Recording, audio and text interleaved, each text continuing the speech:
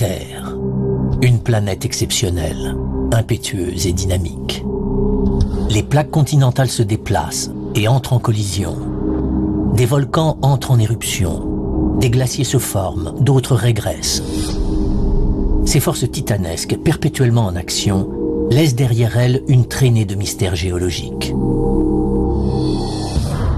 Aujourd'hui, nous partons à la découverte des Rocheuses. L'immense massif nord-américain recèle encore bien des mystères. Les montagnes sont flanquées d'immenses ailerons rocheux, et en haute altitude, leurs pentes recèlent des fossiles marins.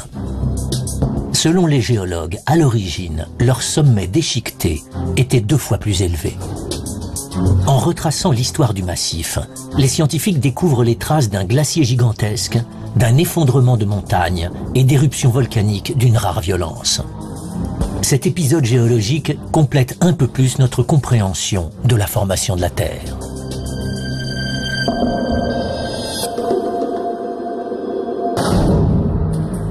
Les Rocheuses forment un massif majestueux qui domine l'Ouest américain.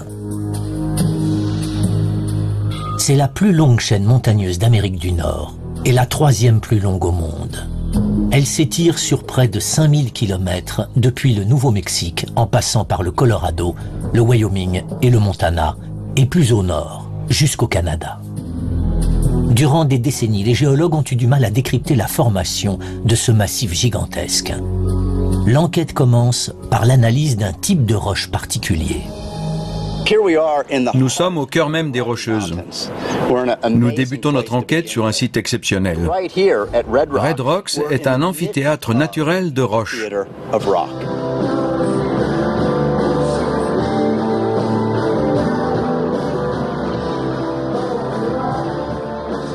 À 20 km à l'ouest de Denver, au Colorado, 2 monolithes en grès s'élèvent à la verticale sur 90 mètres.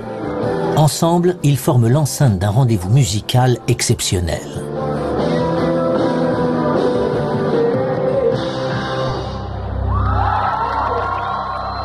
Ces monolithes n'offrent pas seulement une acoustique de rêve, ils racontent aussi l'origine de la formation des Rocheuses. L'histoire commence par un mystère à 2500 mètres d'altitude dans les Rocheuses du Colorado, à 100 km au nord-ouest de Boulder. Des reliefs étranges sont imprimés dans les roches disséminées dans le paysage. Nous avons trouvé plus de 100 espèces marines rien que sur ce site. On trouve des requins, des crustacés, des crabes et de beaux fossiles de clames partout dans la zone. Ces fossiles témoignent de la configuration du terrain avant l'émergence des Rocheuses. On est à 2500 mètres d'altitude, au cœur des Rocheuses. Quand ces fossiles se sont formés, cette région se trouvait sous la mer. C'était le fond d'un océan. La région était couverte par une grande mer intérieure. Cette mer a existé 30 millions d'années. Elle s'étendait de l'Utah au Missouri et du golfe du Mexique jusqu'à l'océan Arctique. Dans cette région, il faisait très chaud à l'époque, presque une chaleur tropicale. Les plages devaient ressembler à celles de Floride, quelque chose dans le genre. Ce climat chaud attire à l'époque une espèce animale qui laissera de profondes empreintes dans les roches. Elle jouera aussi un rôle essentiel pour l'enquête. Ce fossile géant est celui d'une ammonite. Bien qu'elle ait une coquille enroulée, l'ammonite est proche des céphalopodes actuels, calamars, nautiles, pieuvres, etc. Dans la coquille enroulée, l'animal vivait dans cette partie-ci, et ses tentacules étaient fixés ici. Ce spécimen est remarquable par sa taille. Il est aussi grand que le pneu d'un camion. C'est incroyable. La plupart des ammonites ne sont pas aussi grandes. C'est le site où les scientifiques ont mis au jour le plus de fossiles d'ammonites au monde. Ian Miller a sa petite idée sur la raison pour laquelle les ammonites se rassemblaient en grand nombre ici. Nous pensons que ce fossile est celui d'une femelle. Il faut savoir que les calamars mâles sont bien plus petits que les femelles. En fouillant la zone, nous avons trouvé un fossile d'ammonite mâle. Il est tout petit comparé à la taille d'une femelle, qui est immense. Dans la zone, nous avons trouvé une majorité de fossiles de grande taille. Nous pensons que les femelles venaient ici pour pondre et qu'elles mourraient juste après. Quand les ammonites s'éteignent, la carte de l'Amérique est bien différente. Au nord, la partie canadienne des Rocheuses existe déjà. Au sud, les Rocheuses des États-Unis ne sont pas encore sorties de terre. La période où les ammonites se sont éteintes permet de déterminer l'apparition des Rocheuses américaines. Ces animaux se sont éteints il y a 70 millions d'années dans la voie maritime intérieure de l'Ouest. À cette époque, cette région était immergée par une mer. Nous savons donc que les Rocheuses sont apparues ici il y a moins de 70 millions d'années. Aujourd'hui, tout ce qui reste de cette mer intérieure sont ces fossiles disséminés dans les hauteurs des Rocheuses du Colorado. À présent, les géologues doivent découvrir pourquoi le fond marin est monté en altitude. L'enquête les mène à ces arêtes qui flanquent les Rocheuses non loin de Denver, dans le Colorado. Surnommées les Flatirons, ces arêtes sont apparues en même temps que les deux monolithes de l'amphithéâtre de Red Rocks. Ces ailerons de roche sont criblés de trous et de fissures qui en font des sites d'escalade de rêve pour les amoureux de sports extrêmes.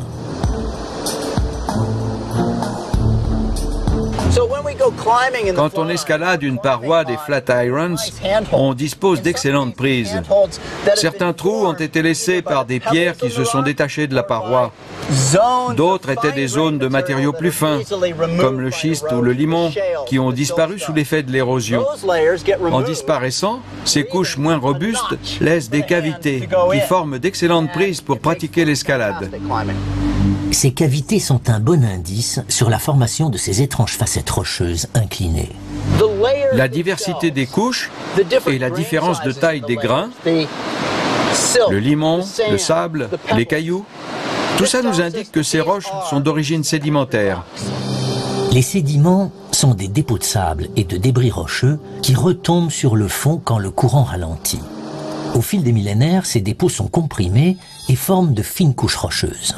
En y regardant de plus près, Alan Lester découvre des indices du milieu dans lequel ces sédiments se sont formés. Ces cailloux n'ont pas été déposés par des rivières banales, mais par des cours d'eau capables de charrier des fragments de taille respectable, de les soulever et de les emporter. Les couches de sable et de gravier forment un lit sédimentaire ressemblant à un millefeuille. Mais les dépôts des rivières sont rarement inclinés de plus de quelques degrés. Dans ces rochers, les couches sédimentaires sont inclinées à 60 degrés. Un événement a fait basculer ces immenses couches de sédiments. L'enquête se poursuit à 15 km au nord-est, sur le mont Flagstaff, situé sur le flanc oriental des Rocheuses du Colorado. Je me tiens ici à côté d'un mini Flatiron. Il est incliné à 60 degrés, comme les grands Flatirons. Comment ce dépôt sédimentaire horizontal a-t-il pu basculer? La réponse est inscrite dans la couche rocheuse, plus sombre, à sa base. C'est du granit, une roche très différente de celle du Flatiron, juste au-dessus. Contrairement aux Flatirons, le granit n'est pas sous forme de couche. Il n'y a pas de pierraille dans le granit, contrairement aux Flatirons qui en sont criblés. L'analyse du granit révèle qu'il renferme un tas de minéraux. C'est un indice supplémentaire sur la formation des Rocheuses. En analysant ce fragment de granit, je découvre du quartz, du feldspath et aussi un peu de mica, ce qui est caractéristique des roches issues du magma, des roches en fusion qui ont refroidi. Parmi les minéraux, il y a aussi du fer, qui confère la couleur sombre au granit. Le taux de fer dans la roche indique la profondeur à laquelle cette roche s'est formée. Nous avons soumis un fragment de ce granit à une analyse chimique qui nous permet de savoir à quelle profondeur cette roche a refroidi et s'est cristallisée. Selon nos estimations, c'était à 25 km de profondeur. À présent, cette roche est à l'air libre. Elle a été poussée vers le haut lors de la formation des rocheuses et a provoqué l'inclinaison des Flatirons. Lors de leur enquête sur la formation des rocheuses, les scientifiques ont découvert deux indices. Des fossiles d'ammonite enfouis à 2500 mètres d'altitude prouvent qu'autrefois, la région était couverte par une mer. La présence de fer dans le granit révèle que ces roches formées à 25 km de profondeur ont été poussées vers la surface, provoquant ainsi le basculement des Flatirons. Ce phénomène s'est produit sur 1500 km le long des rocheuses américaines. Les géologues doivent à présent découvrir quel événement colossal a provoqué le soulèvement du massif.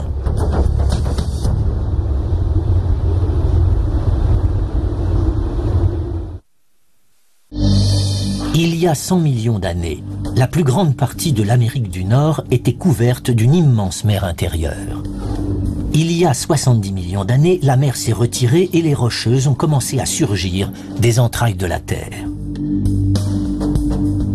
Les scientifiques tentent de reconstituer leur histoire géologique pour découvrir ce qui les a fait surgir des profondeurs terrestres. Une force capable de faire émerger un massif aussi long doit être d'ampleur planétaire. Selon les géologues, il doit s'agir de la collision de deux plaques continentales.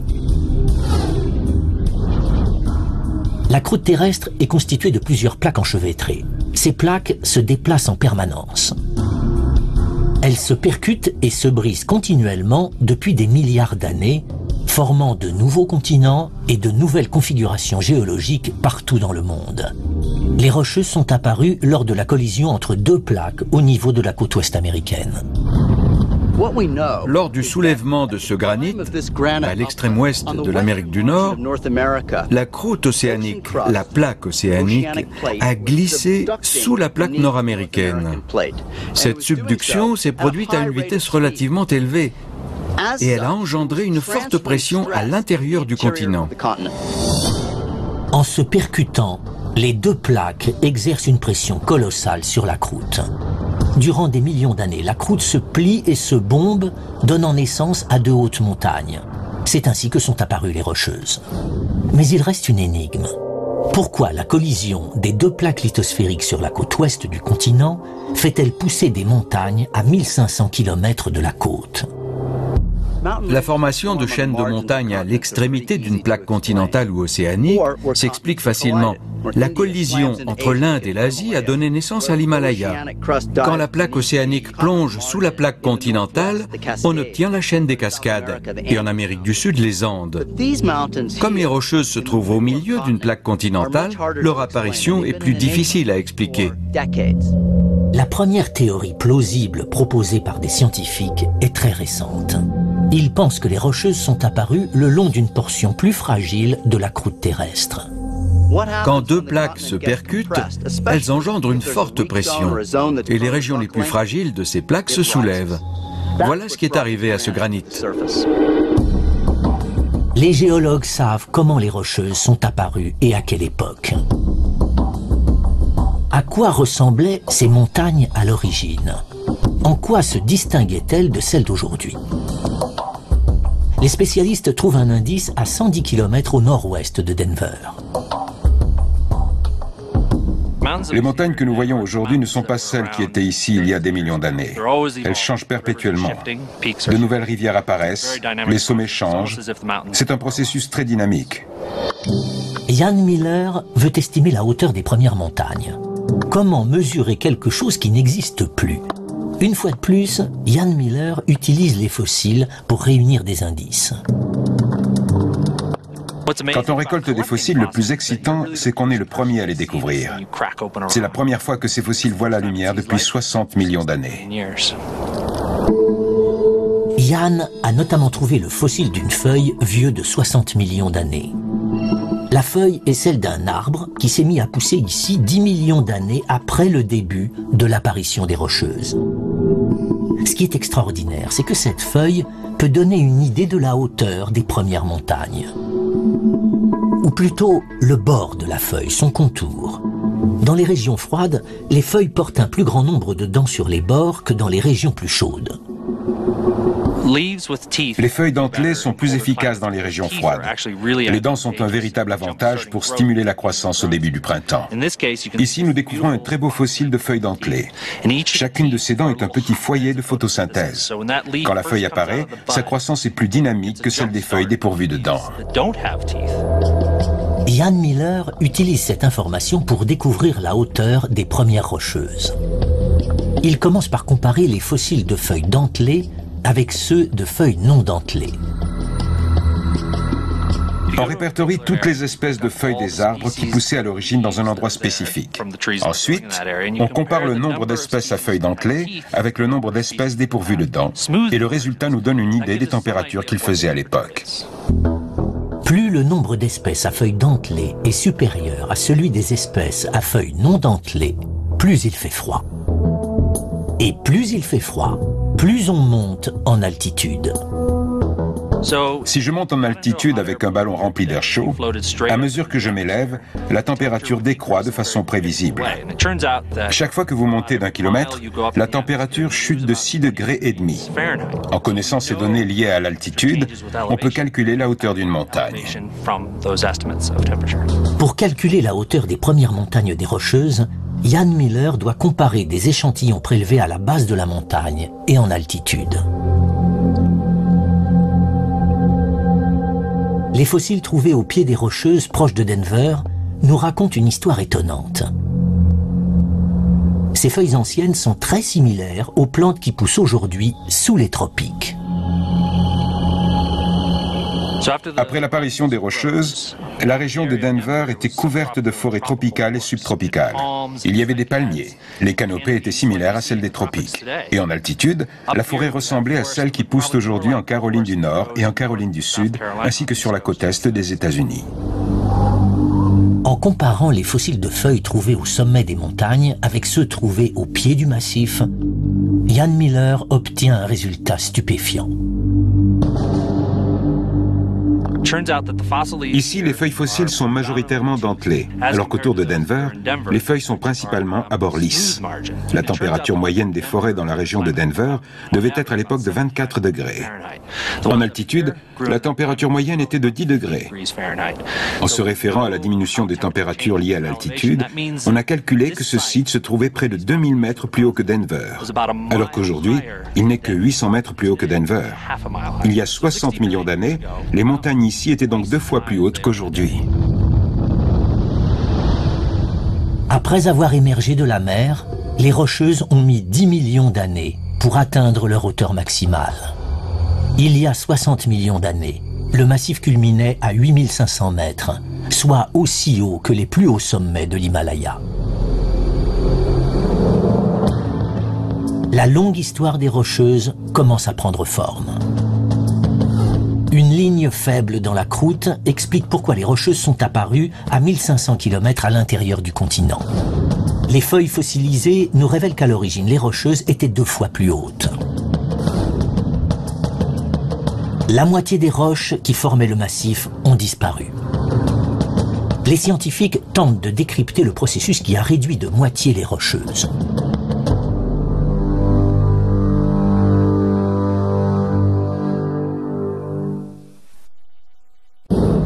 Il y a 100 millions d'années, une immense mer intérieure couvre la région où s'élèvera le massif des Rocheuses.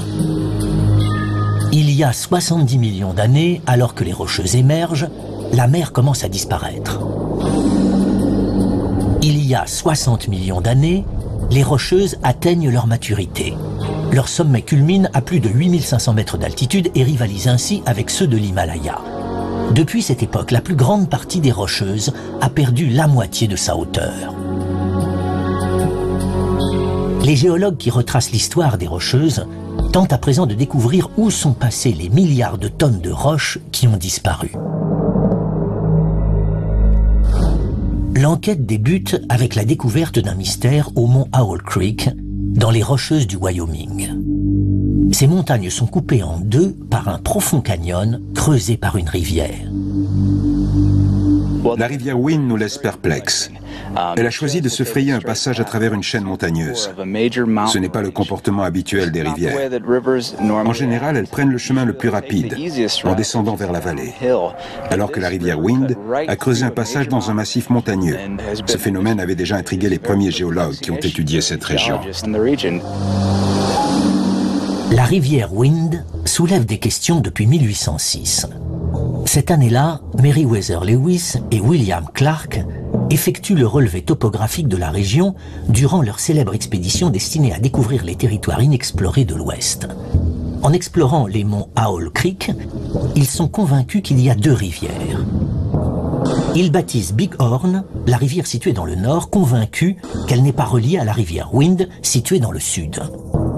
Des recherches menées plus tard montrent que le Big Horn et le Wind sont en fait une seule rivière qui traverse le massif de part en part. Les géologues ont récemment trouvé un élément de réponse pour expliquer ce qu'il est advenu des sommets autrefois plus élevés des Rocheuses.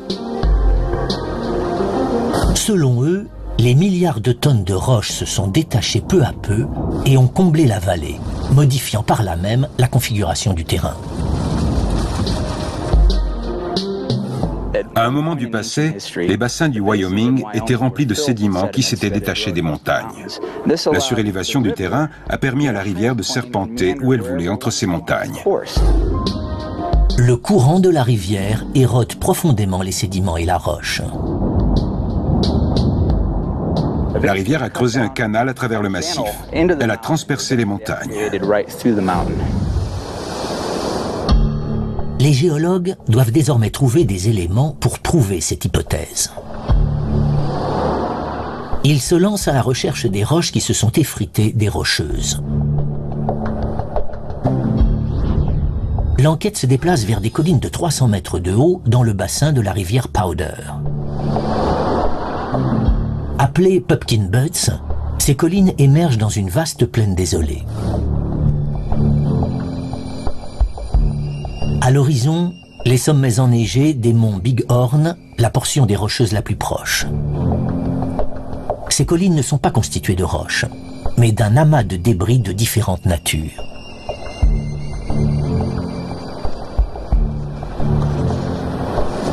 Ce fragment de roche, on en trouve au sommet de toutes les collines de Pumpkin Buttes, au Wyoming. C'est du granit. Or, la source de granit la plus proche, ce sont les monts Big Horn, situés à plus de 150 km à l'ouest. La forme arrondie de ces fragments de granit prouve qu'ils viennent de très loin. Ils se sont détachés d'une falaise et ont roulé, ou ont été entraînés par des glissements de terrain et des rivières durant des millions d'années. C'est une étape cruciale dans la recherche des roches manquantes des premières Rocheuses.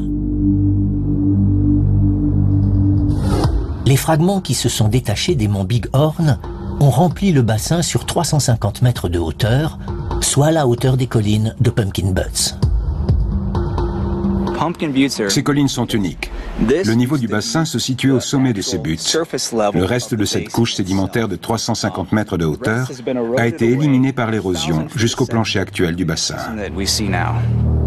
Les débris rocheux découverts ici sont beaucoup trop éloignés pour avoir appartenu autrefois au mont Owl Creek. Fred McLaughlin se rend à Darton's Peak, à 150 km à l'ouest des monts Big Horn. Sur une falaise de plus de 2700 mètres d'altitude, il trouve des fragments arrondis similaires à ceux trouvés sur les Pumpkin Buttes. Ces fragments proviennent aussi des Rocheuses. Le cœur des Rocheuses est majoritairement en granit, comme celui qu'on trouve ici. Ces fragments viennent des Big Horn.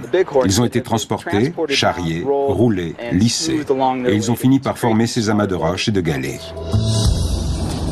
Cette découverte prouve que les fragments qui se sont détachés des Rocheuses ont rempli les bassins et les vallées, sur une hauteur de près de 3000 mètres, enterrant lentement les montagnes sous leurs propres débris. L'imposante chaîne des Rocheuses est alors une immense plaine grise et désolée, où seuls les sommets les plus élevés pointent à la surface. Le même processus s'est produit dans d'autres chaînes montagneuses. En Europe, certains indices montrent que les Alpes auraient aussi perdu la moitié de leur hauteur à cause de l'érosion. Au pied de la chaîne européenne, il y a des collines formées de millions de tonnes de roches qui se sont détachées des sommets, réduisant ainsi leur hauteur.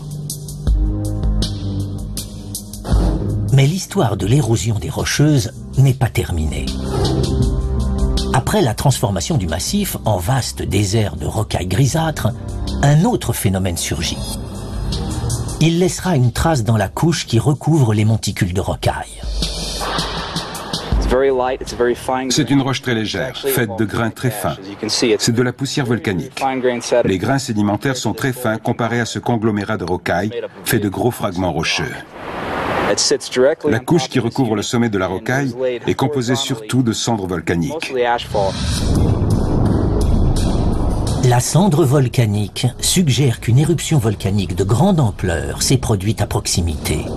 Les volcans ont craché d'épais nuages de fumée brûlante, de cendres et de roches volcaniques qui sont retombées sur le sol. La datation au carbone 14 montre que cette éruption a eu lieu il y a 25 millions d'années. La cendre s'est déposée après avoir été crachée sous forme de panache. La plus grande partie des cendres est venue de l'ouest et s'est déposée dans les bassins du Wyoming. Après avoir été enterrées sous leurs propres débris rocailleux, les Rocheuses sont couvertes d'une épaisse couche de cendres grises.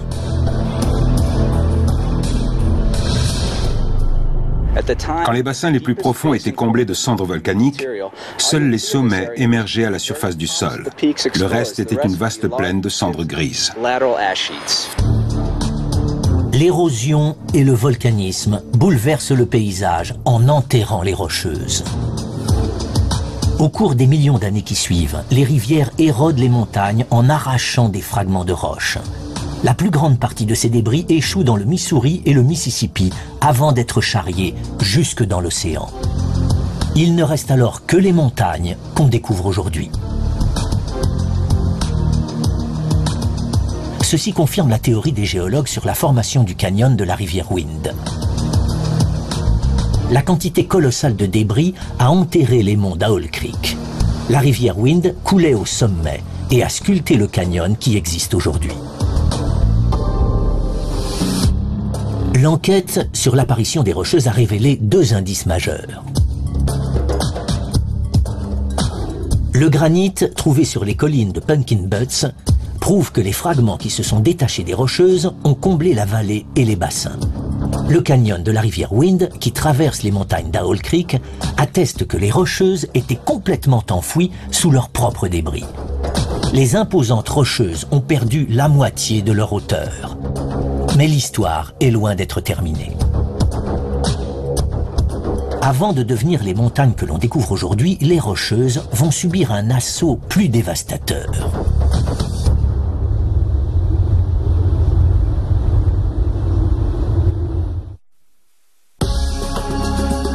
Il y a 70 millions d'années, une vaste mer intérieure disparaît et les Rocheuses émergent du fond marin. Il y a 60 millions d'années, les montagnes atteignent leur hauteur maximale. Elles sont 2 fois plus hautes qu'aujourd'hui. Pendant des millions d'années, les Rocheuses s'érodent lentement et perdent la moitié de leur hauteur. Il y a 3 millions d'années, un autre chapitre mouvementé de leur histoire va leur donner l'apparence qu'elles ont aujourd'hui.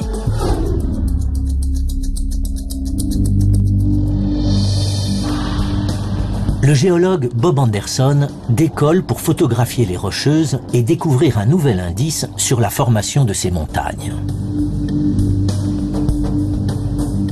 Il commence par survoler le canyon de Boulder, dans les Rocheuses du Colorado.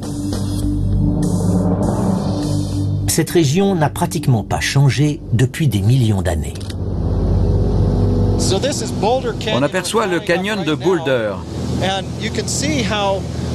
On constate que la rivière a sculpté un sillon dans un relief relativement vallonné. Les sommets des montagnes des Jeunes Rocheuses ont été érodés et arrondis par les rivières et les torrents.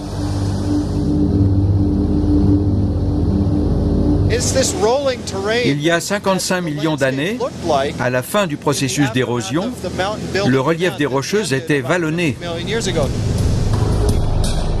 Bob Anderson survole ensuite un sommet plus élevé, celui de Longs Peak, dans le parc national des Rocheuses. Ici, le terrain offre un visage différent. Les collines arrondies font place à des montagnes déchiquetées et des falaises à pic. Une autre force a agi dans cette partie des Rocheuses. Le Diamond est la falaise la plus célèbre de la région. Cette paroi verticale mesure 275 mètres de hauteur. Le plateau au sommet couvre une superficie de 3700 mètres carrés, soit la moitié d'un terrain de football. On survole Longs Peak, un des sommets des Rocheuses les plus difficiles à escalader. Ça fait un siècle que cette falaise est devenue la Mecque de l'escalade. C'est un rocher intact, absolument somptueux. Cette paroi vertigineuse est la falaise la plus difficile à escalader des Rocheuses.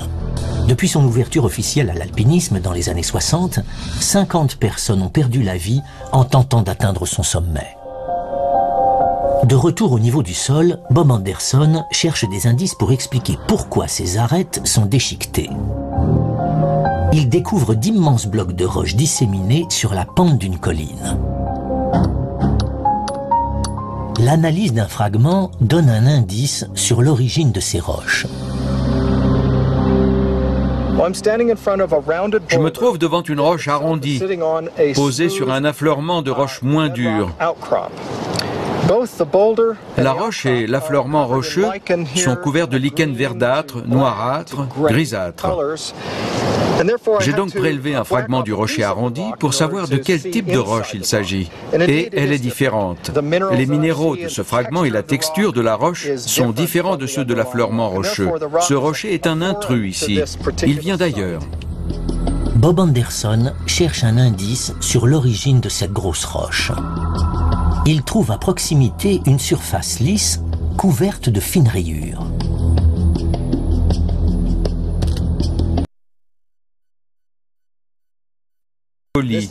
Cette petite surface est très lisse quand je passe la main. Et quand je regarde cette surface sous un certain angle, la lumière me fait découvrir de fines rayures qui vont toutes dans ce sens. La seule force capable d'avoir gravé ces rayures dans la roche, c'est de la glace en mouvement. D'énormes quantités de glace. C'est la preuve que cette vallée était autrefois envahie par un immense glacier. Ces rayures révèlent que le glacier a érodé la surface des roches en glissant vers la vallée. Chacune de ces rayures correspond à un grain de sable collé à la base du glacier. Le sable a poli la surface des roches comme du papier de verre. La surface a été érodée par les millions de grains de sable qui sont passés dessus au cours des millénaires. En glissant vers la vallée, les glaciers emportent des roches et des débris. La glace comprime ces débris tranchants sur la roche avec un poids correspondant à celui de 1000 camions chargés à ras-bord. Les rocheuses sont couvertes de rayures jusqu'à 350 mètres de hauteur.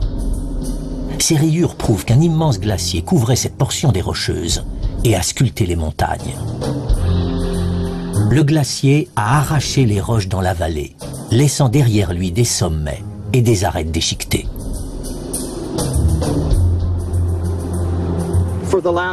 Au cours des 3 derniers millions d'années, les Rocheuses ont vu surgir et disparaître des glaciers.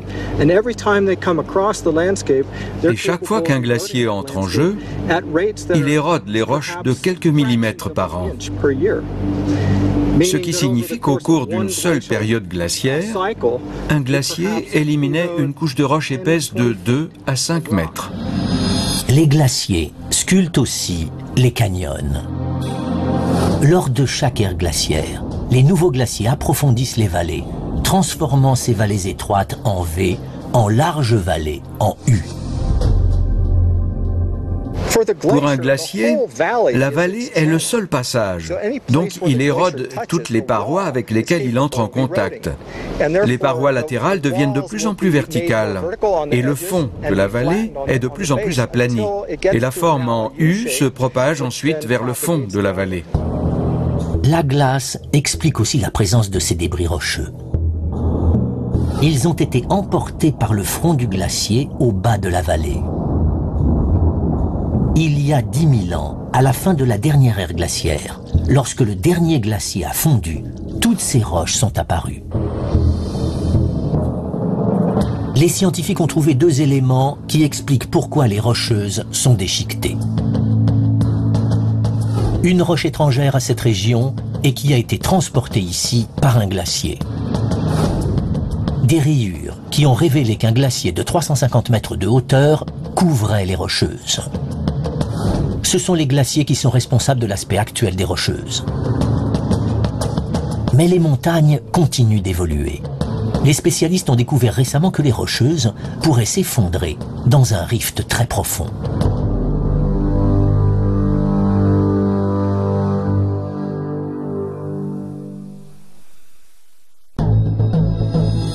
Au cours des derniers 60 millions d'années, la compression, l'érosion et les glaciers ont sculpté les rocheuses et leur ont conféré leur aspect actuel. Mais les processus géologiques qui ont donné naissance à l'imposant massif sont capables de l'anéantir. Au cours des derniers 25 millions d'années, un immense rift s'est ouvert à l'extrémité sud des rocheuses. Le rift du Rio Grande s'étend sur 414 000 km². Les géologues sont impatients de savoir quel impact ce fossé tectonique pourrait avoir sur les rocheuses. Ils trouvent une première piste à San Isidro, au nord d'Albuquerque, au Nouveau-Mexique. La zone est dominée par une roche jaune claire et poreuse appelée travertin. Selon les géologues, ce travertin s'est formé dans une eau particulière. Cette eau a une propriété inhabituelle. Elle est capable de précipiter, de déposer n'importe quelle roche de type travertin, comme les dépôts de calcaire dans une théière. Le travertin est composé de calcite, le même minéral qui compose le tartre. Ces roches grandissent rapidement. Certaines gagnent près de 10 cm par mois. 1 litre de cette eau est capable de précipiter une quantité de calcite équivalente à un cachet d'aspirine. Comme le tartre qui se forme dans les casseroles chauffées, le travertin apparaît plus volontiers près des sources chaudes. Les mesures confirment que la température de l'eau autour du travertin est de 25 degrés. Hormis la capacité de faire naître une roche, cette eau chaude nous révèle autre chose. Laura Cossé et Carl Castrom sont convaincus que l'eau est chauffée par de la chaleur originaire des entrailles de la Terre et qui remonte à travers des crevasses. Ces crevasses apparaissent lorsque le rift s'écarte. Les 2 scientifiques descendent dans une grotte à 8 mètres de profondeur dans l'espoir de trouver d'autres indices. L'eau contient des microbes. La plupart d'entre eux se composent d'une seule cellule. En analysant leur ADN en laboratoire, les spécialistes font une découverte remarquable. Les analyses d'ADN montrent que les micro-organismes qu'on trouve dans ces mini-sources d'eau chaude ressemblent davantage aux microbes originaires des dorsales océaniques que des microbes issus de lacs ou de rivières. Les dorsales sont de longues chaînes montagneuses au fond de l'océan. Comme dans les rifts continentaux, les dorsales sont également des zones très actives où la lave se déverse en permanence et épaissit la croûte océanique. Les organismes qui vivent à proximité de ces sites sont adaptés pour supporter ces conditions extrêmes. Les sources dans les dorsales océaniques se caractérisent par des remontées de fluide bouillant depuis les entrailles de la Terre, ce qui indique qu'elles sont liées à l'activité tectonique des grands fonds. Les microbes suggèrent l'action de forces tectoniques. Mais il y a un indice encore plus stupéfiant. Laura et Carl découvrent une grande quantité de gaz qui fait des bulles à la surface. On dirait que ces fioles sont vides, mais elles étaient remplies d'eau. Quand on les a retournées dans l'eau, le gaz a chassé l'eau et les fioles étaient soudain uniquement remplies de gaz.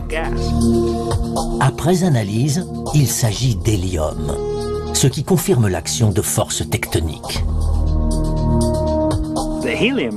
L'hélium est un gaz extrêmement intéressant.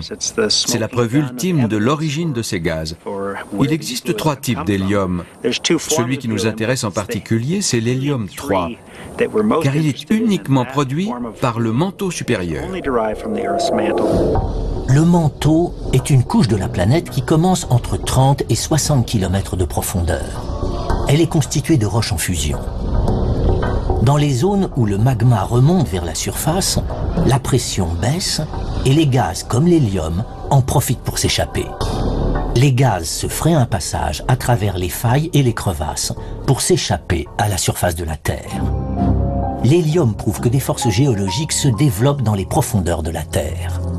Et l'impact de ces forces sur les rocheuses est dévastateur. La vallée du Rio Grande est une région tectonique active, mais cette activité n'est pas de nature à faire ériger une montagne.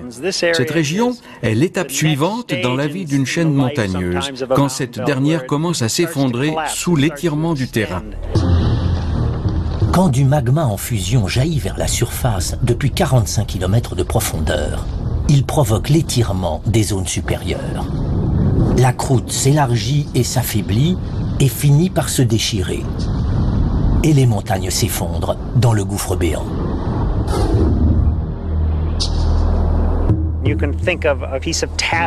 Quand la croûte est trop écartelée, il se forme des cassures qui provoquent une chute d'un pan de la croûte. Quand on a ce qu'on appelle une vallée de failles, les sédiments des hautes montagnes finissent au fond de la faille. C'est une structure immense. Elle fait près de 10 km de profondeur, soit plus que la hauteur de l'Everest. Quand on observe le fossé, même de tout près, on ne distingue pas cette immense profondeur, car le fossé est comblé de sable et de pierrailles.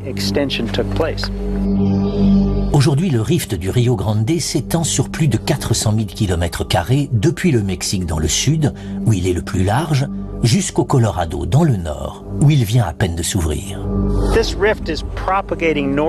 Le rift se propage vers le nord, dans les rocheuses du Colorado. Il est très probable que ces montagnes vont finir par s'effondrer lors de la propagation du rift vers le nord.